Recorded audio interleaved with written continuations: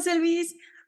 Mucho gusto y encantada de poder platicar contigo acerca de esta novela gráfica titulada La caída de Tenochtitlán, libro número 3. Ya tenemos a 2 antecesoras que con unas ilustraciones que están increíbles, pero aquí en esta novela yo noté algo que yo creo que viene a bien con las fechas. El 8 de marzo es una ficción histórica, pero en novela gráfica, donde hablamos de los guerreros, de alianzas, de batallas, y quisiera saber un poquito acerca de qué va. Hola, muchas gracias, Susana, y mucho gusto también gracias por la invitación. Pues ciertamente, como dices, hay un timing perfecto porque, bueno, acaba de pasar el 8 de marzo. De hecho, el título de La caída de Tenochtitlán, este número 3 está dedicado a las indígenas silenciadas. Ahí lo dice en algún momento y y ellas tienen un protagonismo fuerte ahí en este capítulo, porque a veces cuando hablamos de conquista de la caída de Tenochtitlán, siempre se nos olvidan un poco o las damos por hecho de que había mujeres también que venían con los conquistadores, creo que nada más 12 o algo así, pero también había un mundo de mujeres acá entre la población indígena, y Malintzin es quizás el personaje más interesante de toda esta narrativa, porque sin ella, nada. Sin ella, Hernán Cortés no pasa de Veracruz, ahí se queda fundando su pueblito y quién sabe, a lo mejor lo hubieran atacado, pero él no entendía nada por muy estratega que fuera, y digo, no le vamos a quitar méritos, pues, para no entrar en discusiones, pero por muy estratega que fuera, Malintzin era la que conocía el territorio, la que sabía cuáles eran las rencillas entonces y la que lo comunicaba con los otros. A veces se nos olvida cuando vemos una serie o una película o un cómic sobre este tema, hablan como si nada, Hernán Cortés con Moctezuma y ya, y dan por hecho que estaba ahí Malintzin. Entonces ella, contamos su historia en este tercer entrega de la caída de Tenochtitlan y también la de otros famosos traidores, como son los tlaxcaltecas. Entonces ahí se ven también las circunstancias, las dudas que tuvieron para ver si se aliaban o si eran enemigos o amigos los extranjeros que acababan de llegar. Y bueno, de eso se trata un poco. Sí, sí, sí, claro. A mí me llama la atención, bueno, yo creo que ya sabemos de la historia y todavía lo vemos, a los hombres, a los guerreros, se les reconocía sus victorias de una forma, pues, en donde tenían, pues, celebraciones, pero a la mujer, que en este caso, hablando de Malin, siquiera quien estaba detrás, realmente no. Y me llama la atención, hay una parte exactamente donde dice, bueno, a ver, que la están recriminando de que esperamos que tu plan funcione. Si no funciona, híjoles, todo va a caer sobre ti. ¿Y qué dice ella? O sea, ¿cómo le responde? ¿No? Y si sí, ustedes me van a mí adorar, me van a vestir, me van a dar lo que yo quiera. O sea, esa parte en la que dices, a ver, a la mujer sí le ponen en duda, ¿no? Pero si falla el hombro, ¿no? Dices, bueno, que ya fallamos, falló el guerrero, pues ya lo volvemos a intentar. Pero a ella sí fue como que, a ver, si pasa algo contra ti, híjoles, todos nos vamos. Sí, sí, pues, sucede en la vida diaria, ¿no? También a veces. Sí, además, fíjate que hay una cosa muy graciosa. Siempre las indígenas en el mundo real siempre están riéndose. O sea, siempre en la historia de bronce, siempre las retratan como imágenes hieráticas. Si tú ves las imágenes de los murales de Camarena o de Diego Rivera, siempre son mujeres muy serias, las indígenas y muy así. Y no, resulta que si tú las ves en la vida diaria a las personas indígenas, pues siempre se están riendo en Chihuahua, en Hidalgo, en donde quieras. Entonces yo quise, con esa observación, tratar de darle un aspecto jocoso también a Malintzin. Además, ella era costeña de Veracruz, seguro que se le pasaba haciendo bromas y no se lo tomaba tan trágico, ¿no? Se trata de reflejar un poco esa personalidad, a ver si se logró en el cómic. Se logró y aparte de esa sensualidad que también evoca, ¿no? Cuando los descubre, bueno, cuando descubre ella que uno de sus aliados, ¿verdad? Los está vigilando ahí, les está, entonces dice, pues de aquí voy a aprovechar y hasta, mira, te voy a hacer que te dé celos, ¿no? Las ilustraciones, ya estamos como acostumbrados a tu estilo, al estilo que en sí ya tiene esta colección, ¿no? Quiero que me digas ¿cuál fue tu influencia para esta ocasión, para crear, pues, todas estas viñetas, estos conceptos, estos campos visuales que vemos que la verdad están impresionantes? Pues mira, sí tienes razón, ya cuando van 3 libros, ya podemos hablar que ya hay una línea, ¿no? Son como 600 páginas de dibujo ya en este momento. Entonces, yo quería hacer un estilo de dibujo realista, que se viera primero los rasgos de los pueblos indígenas tal como son, y que incluso pudiéramos distinguir este con viscos es totonaca y este más alto quizás es mexica, este otro es más noble, es texcocano. Entonces traté como de darle su personalidad a cada uno de ellos, ¿no? Y, y sobre todo eso, ese estilo más realista, pues a mí me influencian mucho los cómics europeos, que allá tienen una gran tradición del cómic histórico. Entonces, las batallas de Napoleón, cualquier acontecimiento histórico, romanos, etcétera, están retratados en cómic. Y en México, pues también tenemos grandes historias que contar en toda América y por qué no hacerla en cómic. Pero yo no quería que fueran caricaturas, porque ya hay muchas caricaturas que retratan así a los personajes, pero yo quería que se parecieran y que tuvieran un estilo más realista. Por eso fue que opté por hacerlo de esta manera y con líneas de alto contraste, o sea, blanco y negro, para irnos más rápido y como un manga, que es muchas páginas y que no haya ningún límite de tiempo. Afortunadamente la editorial me ha dejado poner las páginas que quiera, entonces pues así se puede contar mejor una historia.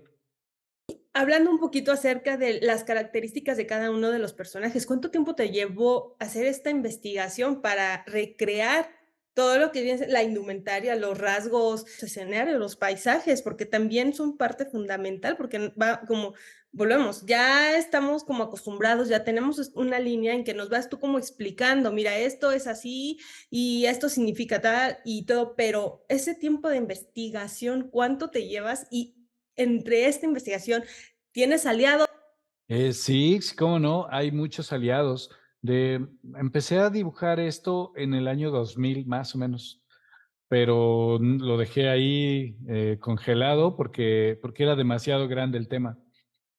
Pero no dejé de estudiarlo. Y de hecho es una investigación que todavía hoy día concluye. O sea, es todo el tiempo, como un atleta que no puede parar de estar practicando todo el tiempo. Y sigo aprendiendo muchísimo. Hay aliados que me he hecho últimamente que se dedican a la reconstrucción histórica, por ejemplo, de armas, de estrategias de pelea, de todo eso, que bueno, saben muchísimas cosas que yo hoy ignoro totalmente y nos hemos ido retroalimentando.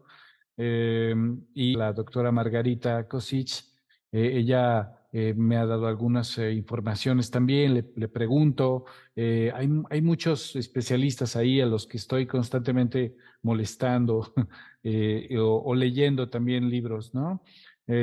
Por ahí me he topado, no sé, en algún momento me topé con el maestro Iker Larrauri, que es uno de los fundadores del Museo de Antropología e Historia, y sus observaciones fueron muy valiosas. De hecho, gracias a él, que fue el primero de todos los que consulté, pude quitar muchas cosas que no venían al caso, que no entendía yo cómo eran, y él me dijo, no, mira, es así, así. Y como él además le encantaba el cómic también, y la pintura y todo, pues entonces tenía una visión como más clara de lo que yo quería hacer.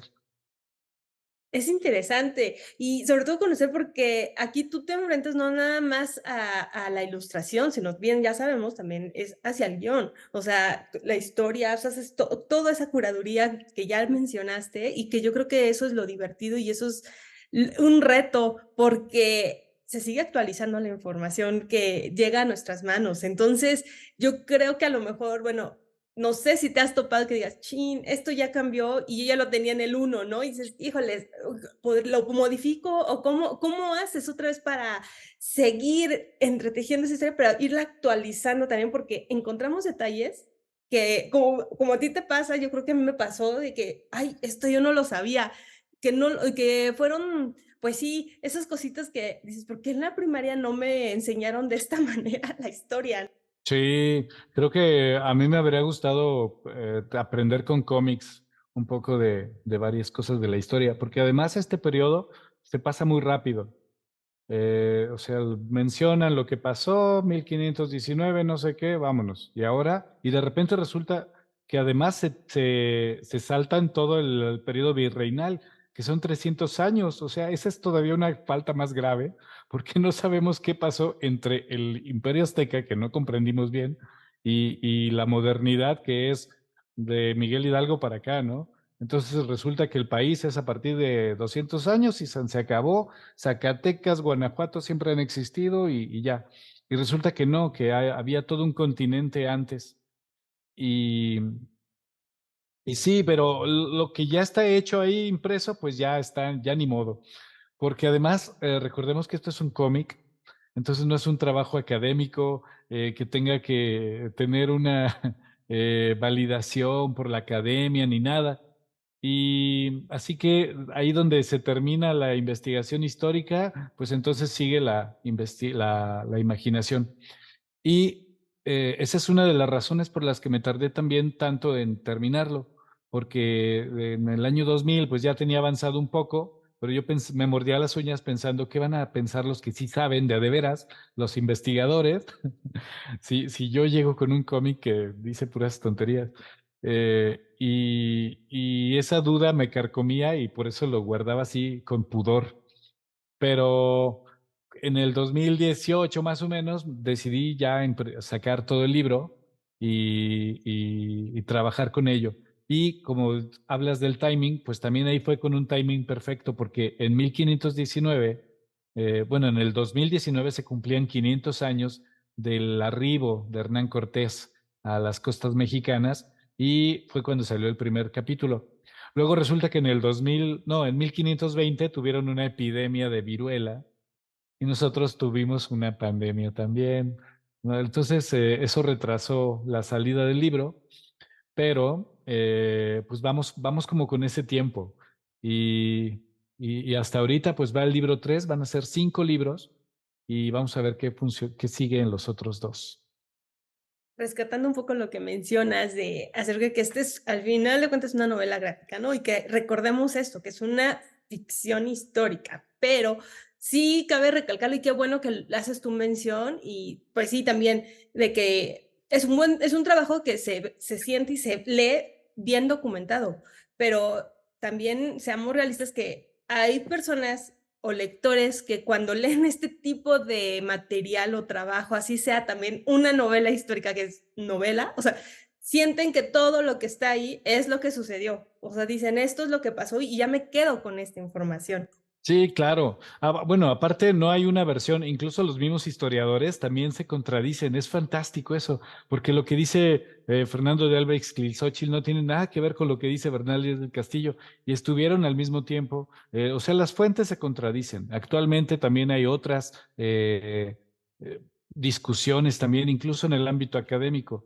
Me viene a la cabeza Christian Duverger, este especialista francés, arqueólogo, que propone que Bernal Díaz del Castillo no escribió la verdadera historia de la conquista de México, sino que fue Hernán Cortés usándolo como seudónimo. Entonces todos los demás historiadores se jalan los cabellos y entran en unas discusiones muy fuertes sobre si esa teoría tiene sustento o no. Entonces, no todo es o sea, también hay discusiones posibles en todos lados. Y bueno, pues con el cómic al menos tiene la ventaja de que es más libre por ahí y puede proponer, se puede proponer desde el cómic otro tipo de vías. Por ejemplo, la Malintzin, aquí se cuenta un poco de su vida, No sabemos exactamente qué le pasó a la Malintzin o si así fue su vida, pero aquí en este cómic se propone una posible manera de cómo pudo haber sido la infancia de Malintzin y también un poco meternos a su cabeza, qué pensaba, por qué, cuáles eran sus motivaciones. No sabemos si realmente amaba a su marido español portocarrero, ¿no? Porque eran muy distintos, pero pues tal vez sí, y qué tal si más bien él se enamoró de Malintzin y después los tuvieron que separar. No sabemos. Ahí es lo rico de la historia, que podemos interpretarla. Claro, y también, bueno, no sabemos realmente cuáles son sus, pues sí, su sentir hacia cómo devastaban a, pues sí, a su gente de alguna manera.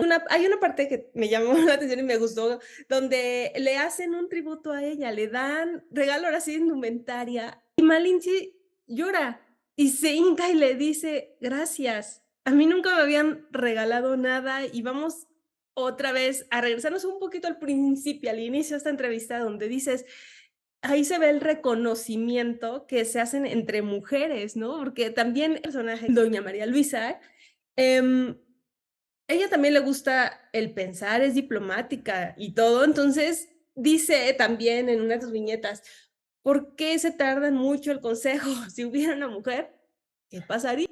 Sí, no, es imposible no pensar en qué hubieran pasado, digo, sobre todo a la luz de las reflexiones que los últimos años nos traen sobre el tema.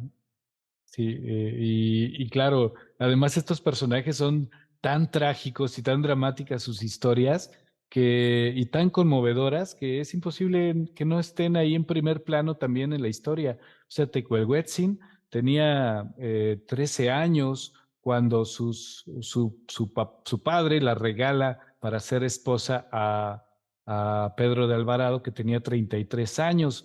Entonces, hay una socióloga que seguramente has escuchado, Rita Segato, que habla sobre sobre la conquista de América, pero hablándolo como si describe que hay un patriarcado indígena que dominaba todo y que luego llega otro patriarcado extranjero y se impone. Entonces el patriarcado indígena eh, se deja impresionar por estos hombres venidos del mar, muy raros, y rápidamente ceden, o sea, se sienten tal vez inferiores inmediatamente y ceden a todo. Entonces, fue como si hubiera vencido un patriarcado sobre otro patriarcado. Y las mujeres, pues en ninguno de los dos estaban bien. Era un poco más justo el patriarcado indígena porque tenían una importancia muy distinta.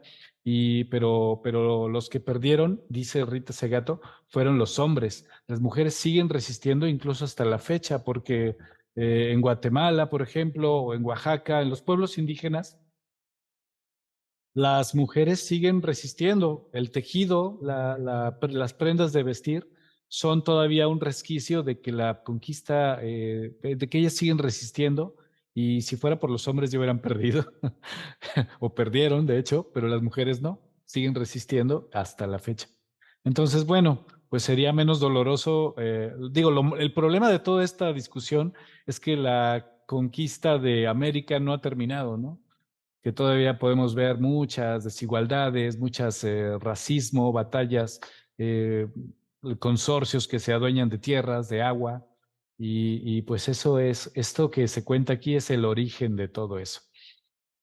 Exactamente, y qué bonito cerraste, me gustó porque a mí me dejó reflexionando y ver nuestro panorama, ¿no? O sea, cuando lo terminas de ver en una fecha que yo creo que no nada más sería festejar un día, ¿no? Sino es festejarlo siempre y pues estar, no nada más nuestro día como mujer, sino también aliados a los hombres, tenerlos, pero bueno, es que eso ya se entra como a otro, otro tema y todo, entonces, para ir cerrando esta entrevista, pues nos des tus redes sociales para que invites a la audiencia a que se ponga en contacto contigo si quieren seguir sabiendo el tema, más o menos para cuando tenemos el cuarto libro.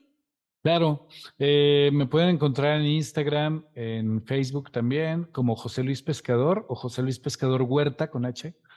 No soy primo de Tenoch Huerta, o no sé, tal vez. Y ahí pueden ver los avances. También algunas viñetas las coloreo y les pongo y las subo en este Instagram. Entonces se puede ver, ¿no? Por si alguien tiene ganas de verlo en color, bueno, pues ahí está. Poco a poco, algunas viñetas, no todas.